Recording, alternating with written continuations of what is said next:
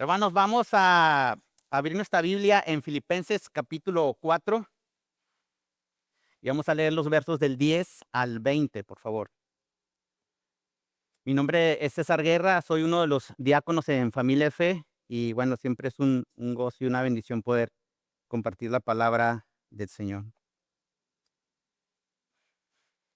Filipenses capítulo 4, versos 10 al 20.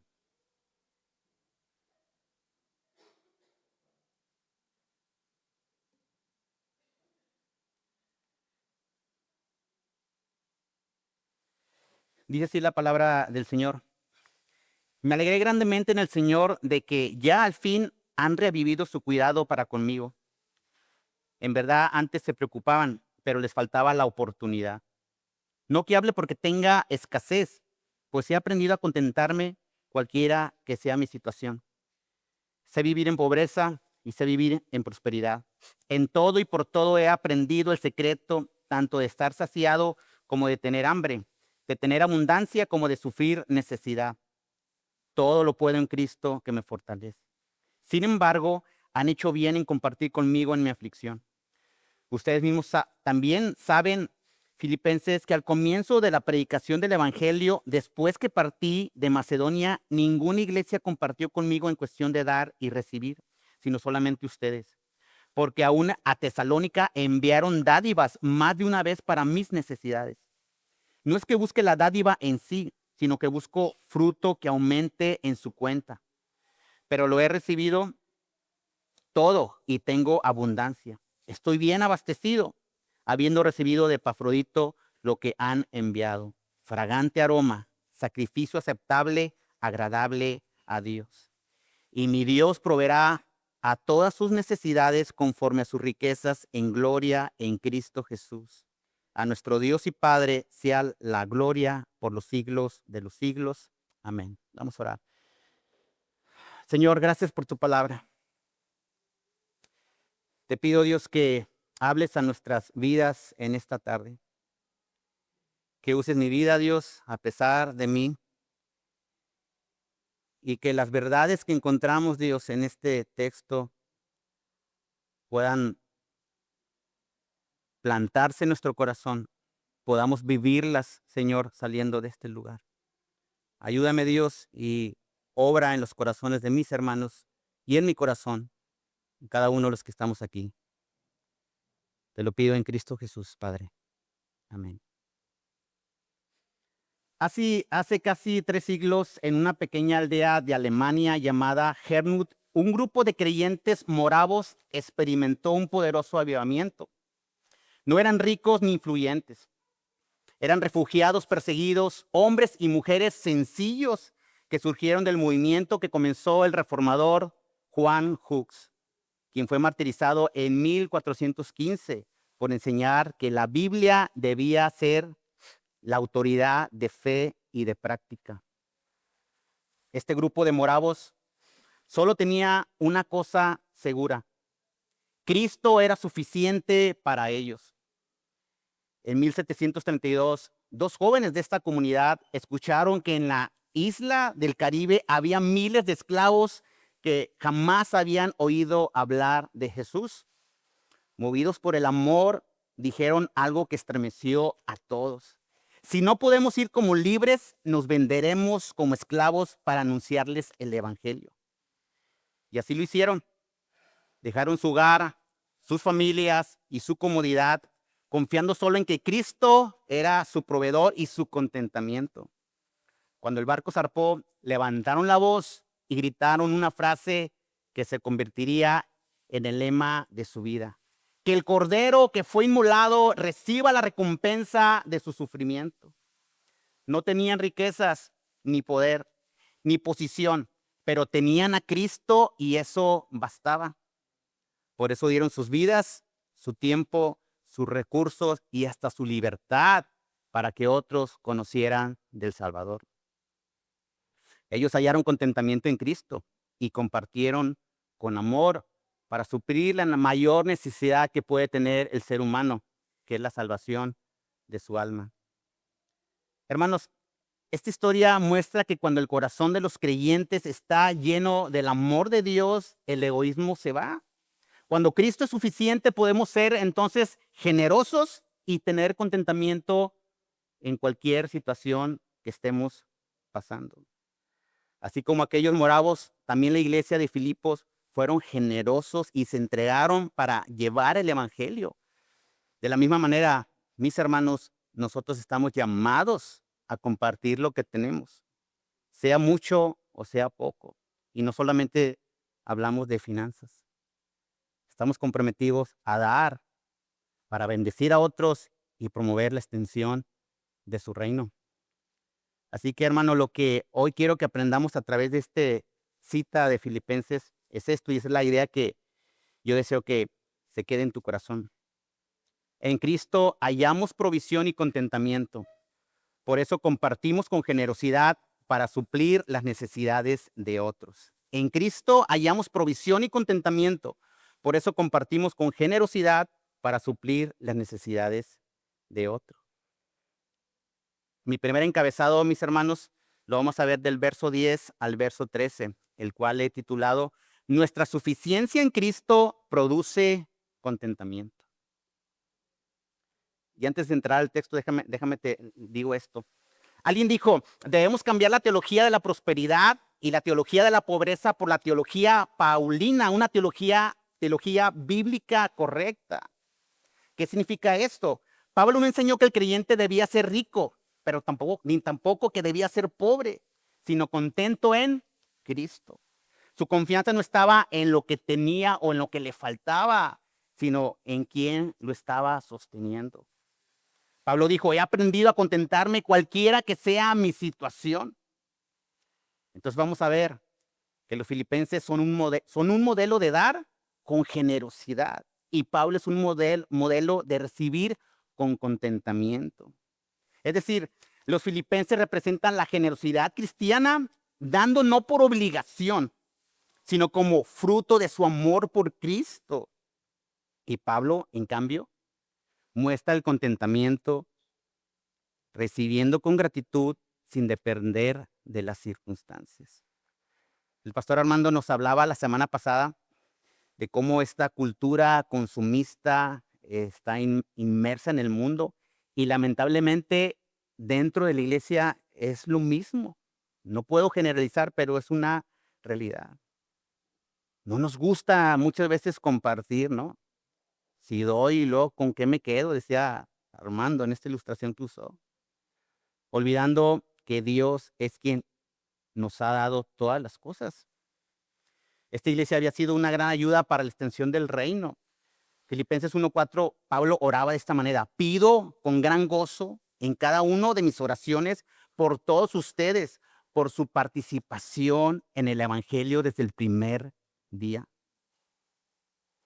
Estos hermanos desde el inicio de esta iglesia habían participado en la proclamación del evangelio, sufriendo por Cristo, poniendo sus dones al servicio, su economía, sus recursos, orando y perseverando para que el evangelio siguiera proclamándose.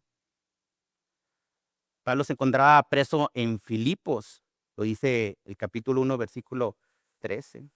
El amor por el evangelio le había llevado a ser encarcelado en Roma, donde pasaría los últimos días de su vida. Pues ahí la iglesia de Filipos le hace llegar una ofrenda al apóstol por medio de Epafrodito. Pero aún en sus prisiones oímos decir al apóstol esto: he aprendido a contentarme cualquiera que sea mi situación. Aunque veremos también como más adelante, no era la primera vez que esta iglesia había provisto para las necesidades del apóstol. Filipos era una de esas pocas iglesias que recibe elogios por su generosidad, su fidelidad y su colaboración constante en el evangelio. Verso 10. Dice así Pablo: me alegré grandemente en el Señor de que ya al fin han reavivado su cuidado para conmigo. En verdad, antes se preocupaban, pero les faltaba la oportunidad. Algunos han llegado a pensar que estas palabras suenan a un reproche. Quiero que me sigas en tu Biblia, por favor. Estas palabras suenan a un reproche. Dice Pablo, al fin han reavivado su cuidado para conmigo. Y esto nos suena como cuando decimos, vaya hasta que te acuerdas de uno. Lo hemos aplicado, no, lo hemos escuchado, ¿verdad? Vaya, al fin vienes a verme, aquellos que están enfermos, ¿no? Y no hemos recibido alguna visita y llega alguien y pues, la aventamos indirectamente para decirle, qué bueno que viniste, deberías hacerlo más seguido, ¿no? Entonces, mis hermanos, queda claro que estas palabras no eran de reproche. De hecho, el verso 10, en una versión diferente, dice así, tenían interés, solo que no habían tenido la oportunidad de ayudarle. Al hacer mención de la ayuda de los filipenses que le habían enviado y el hecho de estar al cuidado de él y haber reavivado su cuidado, el apóstol no lo expresaba como una queja oculta ni como una exhortación al a hacerlo con mayor frecuencia, sino como un reconocimiento agradecido de su amor constante. Así que cuando él dice, me alegré grandemente en el Señor, no es una manipulación, sino era un sincero agradecimiento a Dios. No sé, a los que son papás, como a mí, no sé si les pasa que cuando llevas a tu hijo, al menos nosotros, a Ileana, cuando la llevas a un lugar, a Ileana le gusta mucho un lugar que se llama Plática, ¿no? Donde hay juegos y pueden estar todo el día ahí, mis hermanos. Cuando la hemos llevado al otro día o saliendo, papi, este fue el mejor día de mi vida. Ok, hija, sí, o sea, pues qué chido, ¿no? Pero a medio camino, papá, este fue el mejor día de mi vida, ¿no? Y al otro día te dicen, ayer, papá, fue genial, ¿no? ¿Qué quieren decir con esto, no? ¿Cuándo lo vuelves a hacer? ¿Cuándo me vuelves a traer plática, no? Bueno, Pablo, al recordar la ayuda que había recibido, hermanos, no era con otro fin. No era una manera de manipular. Fíjate lo que dice el verso 11. No que hable porque tenga escasez. Otra versión dice, no digo esto porque esté necesitado. Para nada. Entonces, para evitar la manipulación y aclarar sus motivos del agradecimiento, los siguientes 3 versos que vamos a ver y estudiar, lo que hace el apóstol Pablo es explicar el contentamiento cristiano. Sígueme, por favor, con tu vista. Dice Pablo, no que hable porque tenga escasez, pues he aprendido a contentarme cualquiera que sea mi situación. Sé vivir en pobreza y sé vivir en prosperidad. En todo y por todo he aprendido el secreto tanto de estar saciado como de tener hambre, de tener abundancia como de sufrir necesidad. Todo lo puedo en Cristo que me fortalece, dice el apóstol. Lo que vemos aquí es a Pablo exaltando a Cristo como la fuente de su gozo y de su sustento. Por eso el verso 13 es tan importante y trascendental. En ese tiempo había una corriente filosófica llamada los estoicos, quienes enseñaban que el contentamiento se derivaba de la autosuficiencia y la autodisciplina. Decían que el contentamiento venía de uno mismo. En otras palabras, querían que una calma basada en la razón y el desapego les daba el contentamiento. Tú puedes ser feliz, no ocupas a nadie más. Es solamente que te autodisciplines, ¿no? Que lo pienses dentro de tu mente. Soy feliz, no ocupo a nadie, ¿no? Esta corriente abundaba y probablemente se estaba filtrando dentro de la iglesia. Pero ¿sabes qué? El apóstol habla de la Cristo suficiencia, una paz basada en la confianza en Dios sin importar las circunstancias. Donde el estoico decía, me basto a mí mismo, el cristiano dice, Cristo me basta. Cristo es suficiente. Ahora, el contentamiento no es algo con lo que vengamos de nacimiento. El apóstol, si te fijas en el texto, 2 veces dice, he aprendido. He aprendido. Entonces fue a través de muchas experiencias que el apóstol había aprendido que Cristo era suficiente. Esto es algo que se aprende. No quieras ir un día al gym y pasa al gym y tomas la foto, no. No va a haber resultado. Debe ser algo constante, ¿verdad? Y Pablo a través de sufrimientos aprendió que Cristo era suficiente. En estos versos vemos una serie de contrastes. Pablo dice, sé vivir en pobreza y sé vivir en prosperidad. A estar saciado como a tener hambre. a tener abundancia como a sufrir necesidad. Pablo sin duda había experimentado estos contrastes. Cuando él lleva el evangelio a Macedonia, a esta región, el lugar donde fue hospedado fue la casa de una mujer rica llamada Lidia, ¿lo recuerdas? Dice la Biblia que esta mujer era una mujer pudiente. Imagínate el apóstol Pablo, desayuno, comida, cena, ¿no? Un cuarto solamente para él, agua caliente, colchón Springer o la marca que tú quieras, durmiendo tranquilamente, con sirvientes quizás para ayudarle en lo que necesitara. El apóstol experimentó la provisión. Y no solamente ahí, seguramente también en Éfeso, en Corintio, en otras partes en las que el Señor le permitió ir y llevar el evangelio. Sin embargo, también el apóstol sufrió el otro lado. El contraste también lo sufrió el apóstol. Mira lo que dice 1 Corintios 4, 11 al 12. Hasta el momento presente pasamos hambre y sed, andamos mal vestidos, somos maltratados y no tenemos dónde vivir. Nos agotamos trabajando con nuestras propias manos. Cuando nos ultrajan, bendecimos. Cuando somos perseguidos, los soportamos. Y creo que el texto o el pasaje que más habla de los sufrimientos es 2 Corintios capítulo 11 del 25 al 27. Y quiero leértelo, ya lo conoces, ¿no? Pero me encanta este pasaje. Dice el apóstol, 3 veces he sido golpeado con varas. Una vez fui apedreado, 3 veces naufragué y he pasado una noche y un día en lo profundo. Con frecuencia en viajes, en peligros de ríos, peligros de salteadores, peligros de mis compatriotas, peligros de los gentiles, peligros en la ciudad, peligros en el desierto, peligros en el mar, peligros entre falsos hermanos, en trabajos y fatigas, en muchas noches de desvelo, en hambre y sed, con frecuencia sin comida, en frío y desnudez. Y es donde uno se pregunta, Pablo, pero ¿cómo? O sea, ¿cómo logras esto, no? ¿Cómo logras tener contentamiento ante estas circunstancias? Y bueno, el verso 3 es la razón.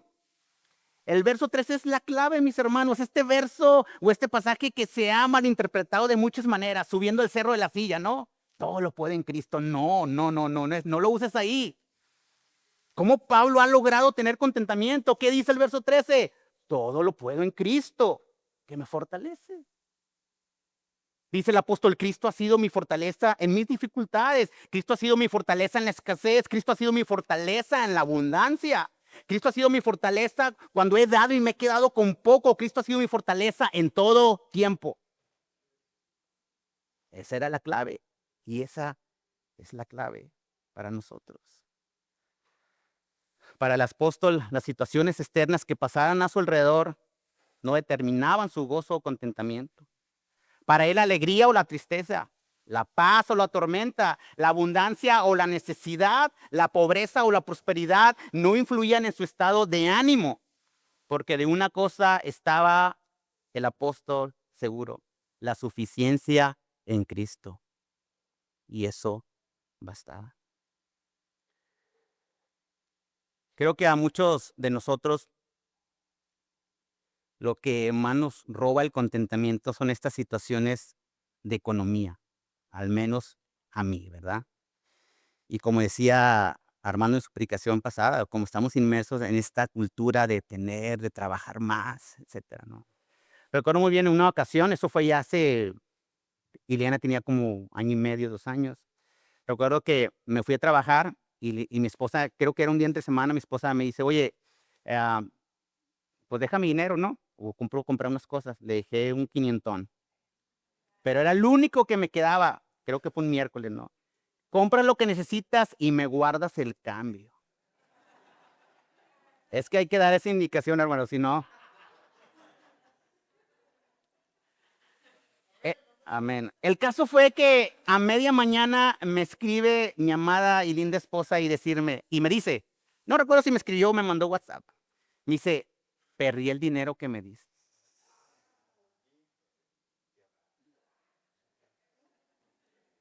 Bueno, ya lo saben. Llegando a casa le tiré un sermón. Usé ilustraciones, aplicaciones y conexión con el evangelio con él. ¿Cómo perdiste esto si Lo que le entregaron a Cristo nunca lo perdió, o sea, ¿cómo?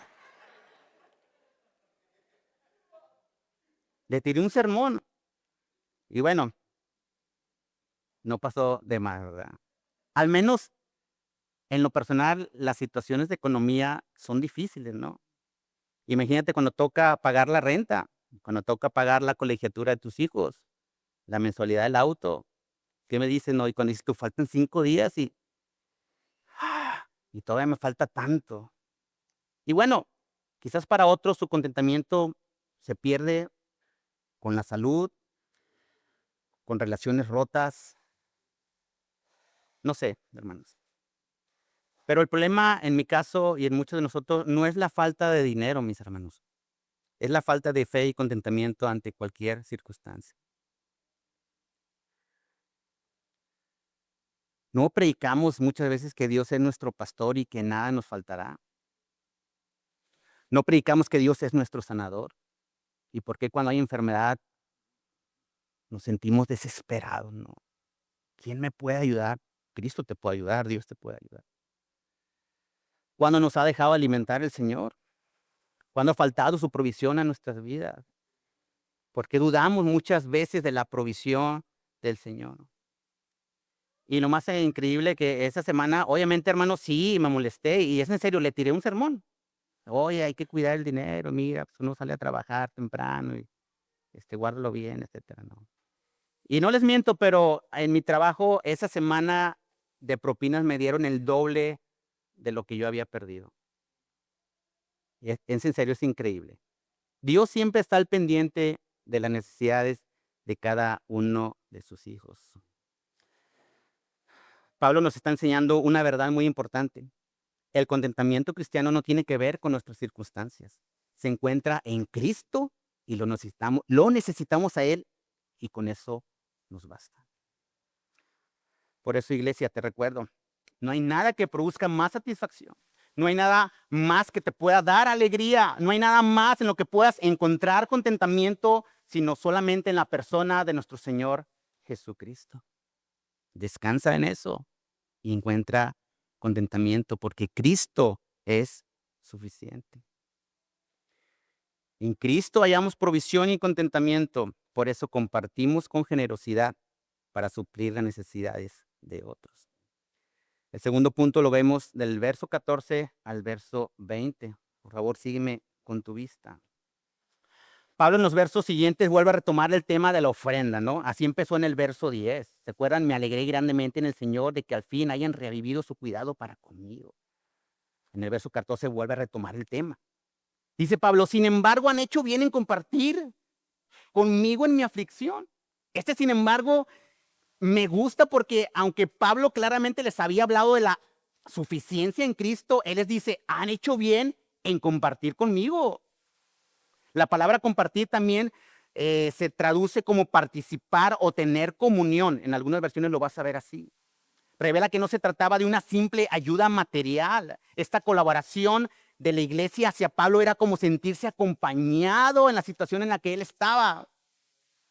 Era como tener a sus hermanos cerca, era como si estuvieran presentes en su sufrimiento, eran como si estuvieran con Pablo en la celda con él. ¿Sabes qué más? Que no era la primera vez que esta iglesia hacía eso con él. No era la primera vez que esta iglesia participaba con él. Gloria a Dios, más iglesias así. Dice el verso 15. Ustedes mismos también saben, filipenses, que al comienzo de la predicación del evangelio, después que partí a Macedonia, ninguna iglesia compartió conmigo en cuestión de dar y recibir, sino solamente ustedes. Vaya que esta iglesia había entendido perfectamente lo que significa ser colaborador y participante en la extensión del evangelio y la preocupación por la vida de alguien más. La relación entre esta iglesia y el apóstol, sin duda, era muy especial. Él los amaba tanto porque mira cómo ora por ellos en el primer capítulo. Doy gracias a mi Dios siempre, que me acuerdo de ustedes. Pido siempre con gozo en cada una de mis oraciones por todos ustedes, por su participación en el evangelio desde el primer día hasta ahora. Desde los primeros días en que esta iglesia se fundó, apoyaron la misión de hacer avanzar el evangelio y de plantar más iglesias. Si tú lees Hechos capítulo 16 y capítulo 17, vemos que después de plantar la iglesia de Filipos, el apóstol se dirige a Tesalónica y hasta ahí le habían enviado ayuda. Mira el verso 16. Porque aún en Tesalónica enviaron dádivas más de una vez para mis necesidades. ¿Cuántas veces? Más de una vez. ¿Sabes que esta iglesia tenía que haber sido rica, próspera, quizás una iglesia numerosa, ofrendas de 500 denarios en cada culto, culto en la mañana, culto en la noche quizás? Una iglesia de 200, 300 personas. Esta iglesia era muy generosa. Vamos a ver cómo era esta iglesia. Acompáñame, por favor, a 2 Corintios capítulo 8. Por favor, ve conmigo. 2 Corintios capítulo 8, verso 1 al 5.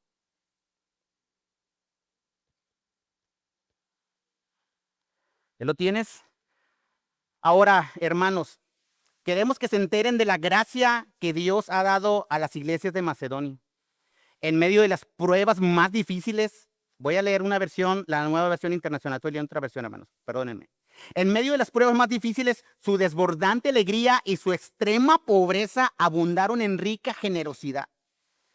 Soy testigo de que dieron espontáneamente tanto como podían y aún más de lo que podían, rogándonos con insistencia que les concediéramos el privilegio de tomar parte en esta ayuda para los creyentes. Incluso hicieron más de lo que esperábamos, pues entregaron a sí mismos, primeramente al Señor y después a nosotros, dice el apóstol. ¿Cómo? ¿No era una iglesia rica? No, ¿te das cuenta? De su extrema pobreza dieron más de una vez. Tampoco era una iglesia numerosa. En Hechos vemos que los primeros convertidos en Filipos fue Lidia y su casa, el carcelero y su casa. Posiblemente algunas mujeres que estaban junto al río cuando Pablo se acerca y están estudiando la palabra o estaban orando, ¿no? Esto sugiere, mis hermanos, que quizás probablemente esta iglesia era compuesta o este núcleo de creyentes por unas 10 o 20 personas, contando a los sirvientes y a los familiares de esta mujer y estas personas en esta casa. Era una iglesia pequeña. Al recordarle su generosidad, el apóstol no estaba buscando más ofrendas, sino que fueran recompensados por su bondad. Dice el verso 17. No es que busque la dádiva en sí. Hay otras versiones que dicen, no es que busque las ofrendas en sí, sino que busco fruto que aumente en su cuenta. Y sobre este verso, quiero leerte lo que dice un comentarista. Pablo usa una imagen de contabilidad o cosecha. El donativo era una inversión a la cuenta de los filipenses, una inversión que les produciría grandes y ricas ganancias. Así que más que un regalo, Pablo ve en la ofrenda de ellos un fruto de fe y de amor. Y de hecho, es lo que él había orado por ellos al principio. Esto te pido en oración, verso 11 del capítulo, verso 9 del capítulo 1. Esto te pido en oración, que el amor de ustedes abunde aún más y más en conocimiento verdadero, en todo discernimiento, a fin de que escojan lo mejor, para que sean puros e irreprensibles para el día de Cristo. Y luego que dice, llenos de fruto de justicia, que es por medio de Jesucristo. La oración de Pablo estaba haciendo una realidad en esta iglesia. Esta iglesia estaba dando frutos de justicia. Alguien dijo, el don que se da de corazón siempre enriquece al dador. Mis hermanos, hay una infinidad de pasajes donde nos hablan de la bendición que produce el dar. Proverbios 11:25, el alma generosa será prosperada. Proverbios 19:17, a Jehová presta el que da al pobre. Jesús dijo, bienaventurados los misericordiosos, porque ellos alcanzarán misericordia. 2 Corintios 9:7, Dios ama al dador alegre, y hay una infinidad más de pasajes. Pero quiero aclarar algo. Y si tú nos visitas por primera vez o tienes un par de semanas visitándonos, quiero que sepas esto. En Familia de Fe reprobamos el evangelio de la prosperidad. Lo reprobamos ¿cómo se dice? Contundentemente, ¿no? Estamos en contra de este evangelio que solo prospera el que lo predica. Este evangelio te va a llevar no a Cristo, te va a llevar a que busques la suficiencia en los bienes materiales. Estamos en contra de eso, pero, amada iglesia, creo que como reformados nos hemos ido al otro extremo, ¿no? Y tenemos miedo de hablar de la generosidad, tenemos miedo de hablar del dinero, tenemos miedo de hablar de que tenemos que dar, porque evidentemente tenemos ese temor de que digan, pues están igual que aquellos, ¿no? Pero ese es un tema bíblico, es un tema que se tiene que hablar. Jesús habló sobre el dinero, sobre las riquezas, sobre la administración. Por ejemplo, lo hizo en la parábola del siervo fiel. Lo hizo en la parábola del rico insensato. Lo hizo en la parábola del mayordomo infiel. Lo hizo en la parábola de los talentos. No tengamos miedo a hablar de esto. Por eso, mis hermanos, tener una comprensión clara de la mayordomía bíblica es para la iglesia una gran bendición.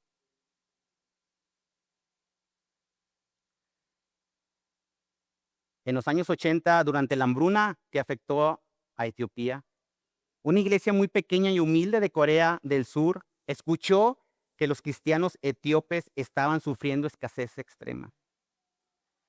Esa congregación apenas tenía lo necesario para sobrevivir, pero al oír la noticia decidieron hacer una colecta especial. Durante semanas ayunaron un día a la semana y el dinero que habían gastado en comida o en Starbucks lo apartaron para enviarlo a sus hermanos en Etiopía. El resultado fue una ofrenda modesta en cantidad, pero enorme en significado. Una iglesia necesitada ayudando a otra iglesia necesitada del otro lado del mundo. Cuando el pastor coreano entregó la ofrenda, dijo, no damos porque tengamos abundancia, sino porque somos una sola familia en Cristo.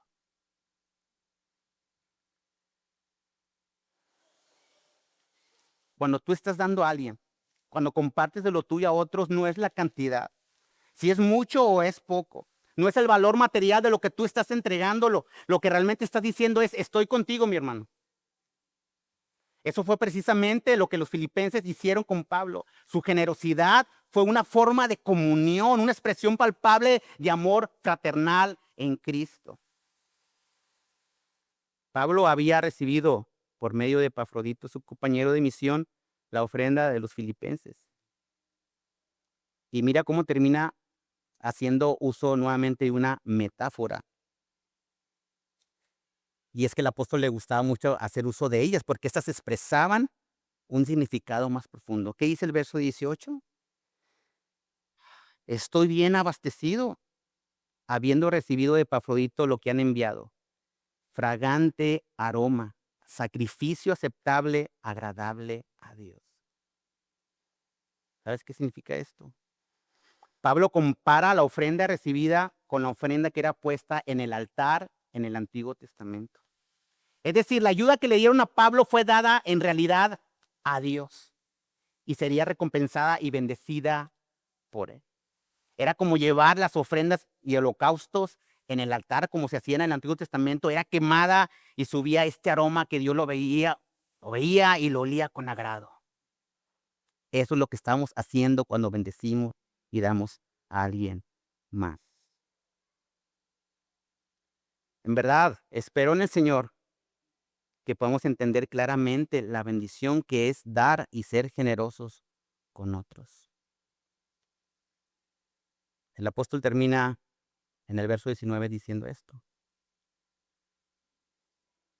Y mi Dios, es una hermosa promesa, y mi Dios proveerá a todas sus necesidades conforme a sus riquezas en gloria en Cristo Jesús.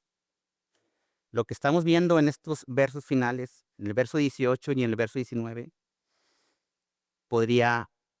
es un contraste y podría parafrasearse de esta manera. Ustedes suplieron para mi necesidad, Dios suplirá para la suya. Ustedes suplieron una necesidad que tenía, mi Dios suplirá todas sus necesidades. Ustedes dieron de su pobreza, Dios suplirá sus necesidades de sus riquezas en gloria. Hudson Taylor dijo esto: cuando la obra de Dios se lleva a cabo a la manera de Dios y para la gloria de Dios, no carecerá de la provisión de Dios. Por eso, podemos terminar diciendo lo que dice el apóstol en el verso 20. A nuestro Dios y Padre sea la gloria por los siglos de los siglos.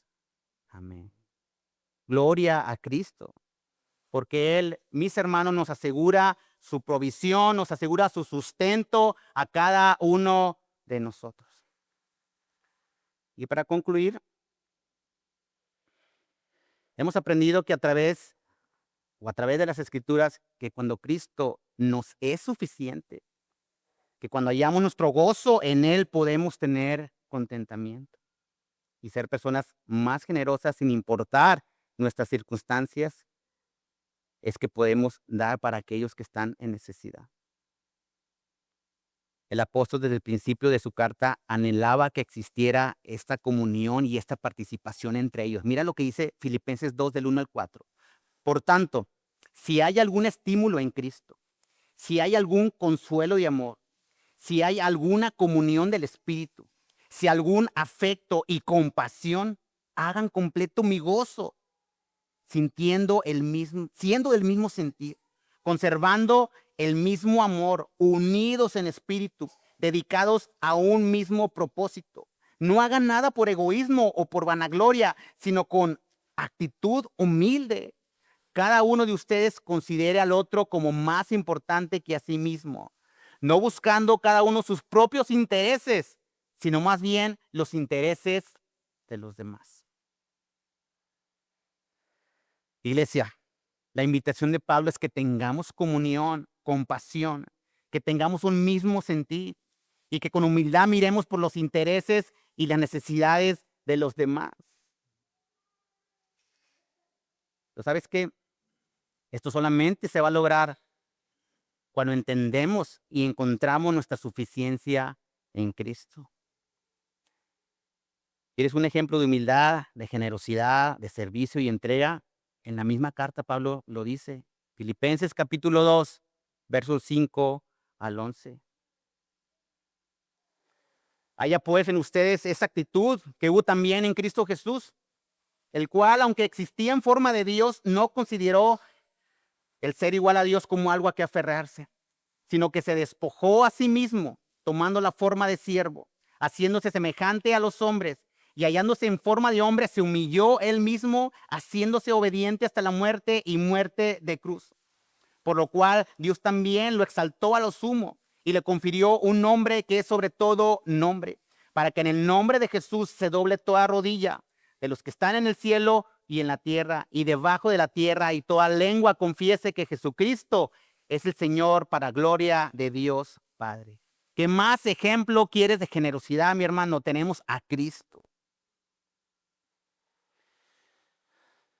Mis hermanos, si queremos entender el verdadero contentamiento y la genuina generosidad, miremos a Cristo. Nuestro Señor se humilló y se entregó voluntariamente, dio su vida por nosotros. En Él encontramos el mayor ejemplo de alguien que confió plenamente en el Padre y se dio para suplir la mayor necesidad que teníamos, la salvación de nuestra vida. ¿Por qué no podemos dar a otros si el Padre nos dio lo que más necesitábamos? Y quiero hablarle a alguien en este lugar que esté sin Cristo. Yo te invito a venir a Él en fe y en arrepentimiento. Pon tu total confianza en Jesús como tu único proveedor. Y no solamente de las cosas materiales, porque Él es el proveedor de la salvación que tú necesitas. Y únete, por favor, al apóstol Pablo y a nosotros, que podamos decir: todo lo puedo en Cristo que me fortalece. Y termino con una frase que a ver si me la pueden poner en la pantalla. Y un teólogo, llamado Jeremy Burroughs, él dijo esto: aquel que ve a Cristo como su porción más rica puede desprenderse de todo lo terrenal con un corazón libre, pues quien posee al todo no teme perder lo poco. En Cristo hallamos provisión y contentamiento. Por eso compartimos con generosidad para suplir las necesidades de otros. Cierra tus ojos, iglesia, vamos a orar. Señor, por favor, ayúdanos a ser generosos. Ayúdanos que a través de esta serie de predicaciones seamos movidos a misericordia. Ayúdanos, Dios, a ver y a buscar quién está en necesidad. Por favor, Dios, ayúdanos a tener corazones humildes. Quita, Dios, todo orgullo.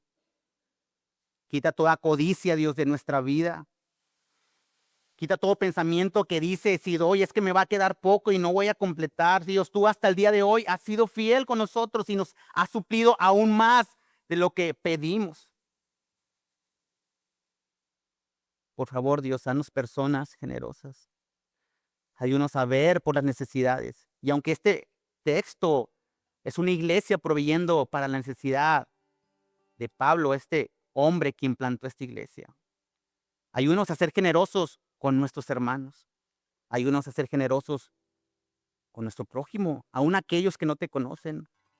Ayúdanos a ser generosos también con nuestros pastores, con nuestros líderes. Por favor, Dios, danos un corazón que sienta, un corazón que quiera desprenderse de aquellas cosas que tenemos. Es mi deseo, Dios, por favor, que esta palabra, Dios, nos confronte. Por favor, Dios, hazlo. Te lo pido en Cristo Jesús. Amén.